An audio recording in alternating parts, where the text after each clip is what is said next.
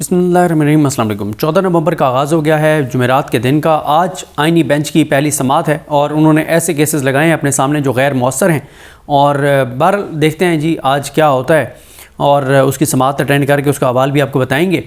लेकिन बड़ी ख़बर का फॉलोअप करते हैं जो कल इमरान खान साहब ने 24 नवंबर की कॉल दी है, 24 नवंबर के एहतजाज का ऐलान किया है। उसके बाद से हुकूमत जो है उसको तो सांप सूंघ गया और हुकूमत जो है वो मुकम्मल तौर पर ख़ामोश है। कोई अता पता नहीं है कि मतलब उनके यहाँ क्या चल रहा है। और परेशानी उनकी वाज़ेह है कि वो तो ये समझ रहे थे कि हमने हर चीज़ को फ़तह कर लिया है। वो ये समझ रहे थे कि हमने पाकिस्तान के ऊपर पूरी तरह से कब्ज़ा कर लिया है और वो ये समझ रहे थे कि जिस तरह से हमने जस्टिस याहिया अफरीदी को अपने पसंदीदा जज को चीफ़ जस्टिस बना दिया है और सुप्रीम कोर्ट को टके टोकरी कर दिया है और हमने याहिया अफरीदी साहब की मदद से आइनी बेंच भी अपनी मर्ज़ी का बना लिया है। और उनका ये ख्याल था कि अब सारी चीज़ें हमारे कंट्रोल में हैं और उनका ये ख्याल था कि एक मायूसी छाई हुई है और उनका ये ख्याल था कि तहरीक इंसाफ के अंदर जो एक ग्रुपिंग की सूरत हाल थी, एक मायूसी सी थी, इंटरनल लड़ाई और ये सारी चीज़ें, तो उनका ये ख्याल था कि ये मतलब कोई अब हमारे लिए मुश्किलात हैं नहीं, कोई हमारे लिए मसला नहीं है। लेकिन जिस तरह से इमरान खान साहब ने इनको सरप्राइज़ दिया और जिस तरह से इमरान खान साहब ने ऐलान किया और इमरान खान साहब के ऐलान के बाद पिछले चंद घंटों में हमने देखा कि माहौल गर्म हो गया है और हमने देखा कि पीटीआई की इंटरनल चीज़ों के ऊपर कोई बात नहीं हो रही, कोई बहस नहीं हो रही कि कौन क्या किसने क्या किया क्या नहीं किया। पूरा फोकस जो है तहरीक इंसाफ के हामियों का वो 24 नवंबर के ऊपर है और पूरे पाकिस्तान में बड़ी हलचल है, ओवरसीज़ पाकिस्तानियों में बड़ी हलचल है। और ओवरसीज़ पाकिस्तानियों का आप सोशल मीडिया पे देख रहे होंगे जिस तरह से उन्होंने कैंपेन का आगाज़ कर दिया है कि 8 फरवरी के बाद मैं पहली बार देख रहा हूँ कि ओवरसीज़ पाकिस्तानी इस तरह की मुहिम चला रहे हैं कि हर ओवरसीज़ पाकिस्तानी को ये कहा जा रहा है कि आप पाकिस्तान के अंदर जो आपकी फैमिली है उनको आप जो है वो मोटिवेट करें कि वो लोग इस एहतजाज का हिस्सा बने। फिर इसी तरह से इमरान खान साहब ने भी ओवरसीज़ पाकिस्तानियों से फंडिंग की अपील की है और ओवरसीज़ पाकिस्तानी अपने तौर पे भी ऐलान कर रहे हैं कि वो ऐसे पाकिस्तानी जिनको वो मोटिवेट करेंगे कि वो जाएं और अगर उनको कोई वसाइल की कमी है या कोई मसला है तो वो उनको स्पॉन्सर करेंगे। तो ये ओवरसीज़ पाकिस्तानी सोशल मीडिया पर बात कर रहे हैं जो बहुत तहरीक इंसाफ के लिए एक ज़ाहिर है पॉजिटिव साइन है कि ओवरसीज़ पाकिस्तानी 8 फरवरी के बाद एक बार फिर इतने ज़्यादा एक्टिव हो गए हैं इस तहरीक को, इस एहतजाज को कामयाब बनाने के लिए। तो ये भी एक बड़ी अहम चीज़ है।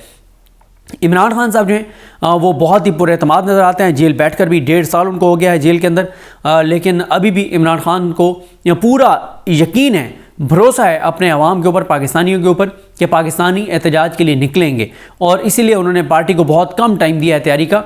और क्योंकि इमरान खान साहब को ये शायद एहसास और इदराक है कि इस बार पाकिस्तान के लोग बड़ी तादाद में निकल सकते हैं। अब वो इमरान खान साहब की जो उम्मीद है वो ठीक साबित होती है, गलत साबित होती है, ये तो 24 नवंबर बताएगा।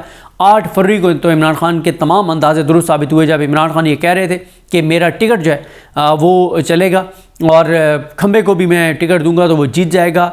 और हमने देखा कि चाहे वो कई ऐसे हल्के थे जहाँ A, B और C कैटेगरी की भी लीडरशिप नहीं थी और बड़े आम से वर्कर को मतलब एक खाना बुरी के लिए कि बस ठीक है एक नंबर ही पूरा करना है कि हमारा वहाँ पे उम्मीदवार था और उसको अनाउंस किया गया और वो जीत गया। ना निशान था, ना कैंपेन थी, ना पोलिंग एजेंट थे, ना ट्रांसपोर्टेशन थी, इंटरनेट बंद, सब कुछ। उसके बावजूद 8 फरवरी को एक इनकलाब पाकिस्तान के अंदर हमने देखा। अब इमरान खान साहब का जो है, एक तो इमरान खान साहब का एक पैगाम एक और आया है जेल से, उन्होंने जो जारी किया है और ये पैगाम बहुत अहम है और इससे अंदाज़ा होता है कि इमरान खान कितने कॉन्फिडेंट हैं कि पाकिस्तान के लोग उनकी कॉल पर निकलेंगे। इमरान खान साहब की जानिब से जो पैगाम है उसमें कहा गया है कि मेरे पाकिस्तानियों, मैंने जितना हो सका मुल्क और कौम की खातिर कुर्बानी दी और इंशाअल्लाह खून के आखिरी कतरे तक आपकी हकीकी आज़ादी के लिए लड़ता रहूँगा। और ये भी आप देख लें कि मोहम्मद मालिक साहब ने खबर दी और उन्होंने बताया कि इमरान खान साहब जो हैं उनके हवाले से हुकूमत का प्लान यह है कि अगर अमेरिका की जानिब से एक दबाव आता है कि इमरान खान के साथ जुल्म, जबर और सितम और यजीदियत, बर्बरियत ख़त्म की जाए या अमेरिका न्यूट्रल हो जाता है और दबाव आता है इंटरनेशनली, तो फिर ये कहा जाएगा कि ठीक है इमरान खान को आप कहें कि वो पाकिस्तान से चला जाए तो हम तैयार हैं उसको बाहर भेजने के लिए। और इमरान खान जब इनकार कर देगा तो मतलब हुकूमत कहेगी उनको जो इन पे दबाव डाल रहे होंगे कि देखें हम तो इसको बाहर भेजने के लिए तैयार हैं, खुद नहीं जा रहा। तो इस तरह से हुकूमत की फेस स्विंग हो जाएगी। यानी इमरान खान के बदतरीन दुश्मन भी ये बात जानते हैं कि वो मुल्क छोड़ कर नहीं जाएगा, वो मुल्क के साथ वफादार है, सिंसियर है, क्योंकि उसका जीना मरना जो है वो इस मुल्क के साथ है, उसके साथ से जदादे बाहर नहीं है और उसका मफाद बाहर नहीं है। इमरान खान साहब कहते हैं कि दोबारा शुरू से शुरू करते हैं कि मेरे पाकिस्तानियों, मैंने जितना हो सका मुल्क कौम की खातिर कुर्बानी दी और इंशाल्लाह खून के आखिरी कतरे तक आपकी हकीकी आज़ादी के लिए लड़ता रहूँगा। लेकिन ये जंग सिर्फ इमरान खान की नहीं, पूरी कौम की है। अगर हम आज इस जुल्म और सितम के ख़िलाफ़ खड़े ना हुए तो हमारी आइंदा नस्लें हमें माफ़ नहीं करेंगी। जमहूर की ताकत से जुल्म के निज़ाम के ख़ात्मे का वक्त आन पहुँचा है इंशाअल्लाह। आज मैं एहतजाज की फ़ाइनल कॉल दे रहा हूँ। 24 नवंबर को आप सब ने इस्लामाबाद पहुँचना है। 26वीं आईनी तरमीम के ज़रिए 10 साल के लिए गैर एलानिया मार्शल लॉ लगा दिया गया है। मुल्क में बोगस पार्लियामेंट, बोगस वज़ीर-ए-आज़म, बोगस सदर और बोगस जमहूरियत है। इस वक्त जनरल मुशर्रफ से ज़्यादा खौफनाक डिक्टेटरशिप है। कानून की बालादस्ती, जमहूरियत, आज़ादी और मुल्क के मुस्तकबिल को ख़त्म कर दिया गया है। अपने सहूलतकारों की मदद से मैंडेट चोरी करके मुल्क पर काबिज़ माफिया के ज़ेर इंतज़ाम जारी फस्तायत के निज़ाम, आइन और कानून और अदलिया पर मुसलसल हमलों, हमारे बेगुनाह लोगों को ज़िंदान में डालने वाली जाली हुकूमत को बताना होगा कि कौम को ये सब नामंजूर है। 24 नवंबर के एहतजाज की क़यादत तहरीक इंसाफ की लीडरशिप करेगी। मैंने पार्टी रहनुमाओं को जामे एहतजाजी प्लान दे दिया है। यानी इससे यह भी साबित हुआ कि आप ये इमरान खान साहब पर की मुलाकातों पर पाबंदी भी लगा देते हैं तो मैटर नहीं करता, क्योंकि इमरान खान साहब भी कह रहे हैं कि उन्होंने मुकम्मल प्लान जो है वो पार्टी की क़यादत को दे दिया है। इमरान खान कहते हैं कि मैंने एक कमेटी तश्कील दी है, एहतजाज को लीड करने और ख़त्म करने का इख्तियार उस कमेटी के पास होगा। मुज़ाकरात जब करने होंगे, जिससे भी करने होंगे, हैंडलर्स जिस किसी को आगे करेंगे, हमारी कमेटी उनसे मुज़ाकरात करेगी। मैं अपनी पार्टी की क़यादत को यह हिदायत करता हूँ कि एहतजाज की जामे मनसूबाबंदी करें और अपने हल्के के लोगों को इस हवाले से मुकम्मल आगाही देकर एक भरपूर लेकिन पुरअमन एहतजाज के लिए तैयार करें। जहाँ ये एहतजाज पार्टी लीडर्स, मेंबरान असम्बली, टिकट होल्डर्स, नाज़मीन, सूबाई और मकामी तंजीमों के इम्तिहान है, वहीं यह हर तबके फ़िक्र से तल्लुक़ रखने वाले आम आदमी का भी इम्तिहान है।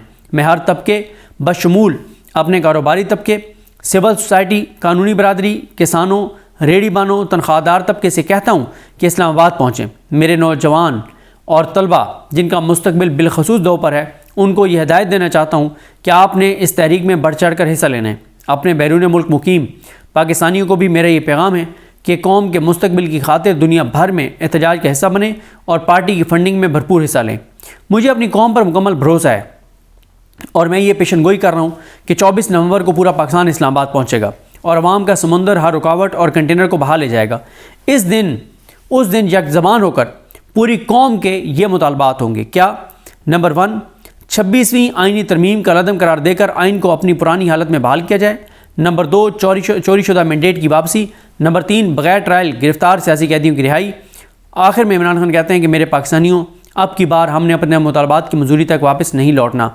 अच्छा, यहाँ पे मैं आपको एक चीज़ बता दूँ और वो ये है कि आज जहाँ पे आइनी बेंच जो है वो केसेस की समाअत करने जा रहा है, 17 ऐसे केसेस लगाएं जो गैर मौसर हो चुके हैं, जो अब इरेलीवेंट हैं, और कल भी इसी तरह से 17 ऐसे केसेस लगाएं जो इरेलीवेंट हैं, जो गैर मौसर हो चुके हैं। बिल्कुल उसी तरह से जैसे याहिया अफरीदी साहब ने चीफ जस्टिस का ओहदा संभालने के बाद से अब तक 95%, 98% वो केसेस लगा रहे हैं जो टाइम बार्ड हैं, यानी जो ज़ायदुल मियाद हैं और जो टेक्निकल बुनियादों पे दरखास्तें मुस्तरद हो रही हैं। 40-40, 45 मिनट में 40 केसेस के फ़ैसले हो रहे हैं। करना फ़ैसला क्या करना है, केस कॉल होता है और ये time barred dismiss, time barred dismiss, इस तरह की तो चीज़ें कर रहे हैं याहिया अफरीदी साहब। कोई बड़े फ़ैसले नहीं हो रहे, कोई केसेस लोगों के नहीं चल रहे और time barred cases Yahya Afridi साहब लगा रहे हैं। इसी तरह से ये आइनी बेंच है, इन्होंने भी टाइम बार्ड एक तरह से जो हैं केसेस, टाइम बार्ड तो नहीं कहेंगे आप, यानी गैर मौसर, यानी अगर एक DC की अपॉइंटमेंट को चैलेंज किया गया था तो उसको रिटायर हुए भी पता नहीं 10 साल हो गए होंगे। अब कई ऐसे केसेस हैं, जैसे एक केस है जिसमें 93 का, जिसमें मंसूर शाह साहब वकील थे। अब एक है काजी फ़ाइज़ ईसा की तकर्री को चैलेंज किया गया था, जो काजी फ़ाइज़ ईसा जो है वो रिटायर भी हो गया है अपनी मुद्दत पूरी करके। इस तरह के केसेस जो हैं वो लगाए गए हैं, तो इससे बैकलॉग बढ़ेगा, ज़ेर इल्तवा केसेस की तादाद बढ़ेगी। अभी तक तो याहिया अफरीदी साहब असल में छक्के चौके यही मार रहे हैं ना कि टाइम बार्ड केसेस लगा के, और रोज़ाना हमें दिखा रहे हैं कि जनाब आज 200 केसों के फ़ैसले हो गए हैं, तो आज 150 हो गए हैं, तो आज 300 हो गए। हालांकि हकीकत यह है कि वो फ़ैसले नहीं हो रहे, वो मुस्तरद हो रहे हैं केस। वो ऐसे केस कि अगर सुप्रीम कोर्ट में 30 दिन में कोई अपील फ़ाइल होनी थी या 90 दिन में फ़ाइल होनी थी, तो जो 30 दिन में होनी थी वो 31 दिन में हुई, जो 90 दिन में होनी थी वो 92 डेज़ में हुई, 93 डेज़ में हुई, 2-3 दिन बाद हुई। तो सिर्फ इस बुनियाद पर वो केसेस मुस्तरद हो रहे हैं कि आपने टाइम के अंदर अपील फ़ाइल नहीं की और आपने रजू नहीं किया अदालत से। इस बुनियाद पर केसेस डिसमिस हो रहे हैं ऐसा नहीं है कि एक साइड दलाइल देती है, दूसरी साइड को सुना जाता है, दोनों के दलाइल सुन के कोई फैसले, ये फैसले नहीं हो रहे और एक डंग टपाओ पॉलिसी जो है वो याहिया अफरीदी साहब चला रहे हैं और कोई बड़े फैसले नहीं हो रहे, कोई बड़ी चीज़ें नहीं हो रही। 95% टाइम बार्ड केसेस लग रहे हैं और दूसरी तरफ याहिया अफरीदी साहब ने पूरा हुकूमत को फैसिलिटेट किया कि जुडिशल कमीशन का इजलास बुला के और आइनी बेंच बनवाया।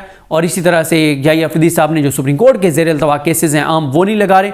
आज इस हवाले से दोबारा शायद आज प्रैक्टिस एंड प्रोसीजर कमेटी का इजलास हो तो देखते हैं क्या उसमें से निकलता है। लेकिन अभी तक तो नज़र आ रहा है कि याहिया अफरीदी साहब ने मुकम्मल तौर पर ना सिर्फ सरेंडर कर दिया बल्कि हुकूमत की सहूलतकारी की है कि 31 अक्टूबर को मंसूर अली शाह साहब और मुनीब अख्तर साहब ने जो कमेटी का इजलास बुलाकर फैसला किया, उस फैसले को याहिया अफरीदी साहब ने इम्प्लीमेंट नहीं होने दिया। तो ये है सूरत हाल। 24 नवंबर के एहतजाज के हवाले से चीज़ें बड़ी तेज़ी से आगे बढ़ रही हैं और आज अब देखेंगे और नहीं क्या इस हवाले से डेवलपमेंट्स होती हैं। मुझे अपने दुआ में याद रखें। अल्लाह के इमाम साहब का हामी नासरो। अल्लाह हाफ़िज़।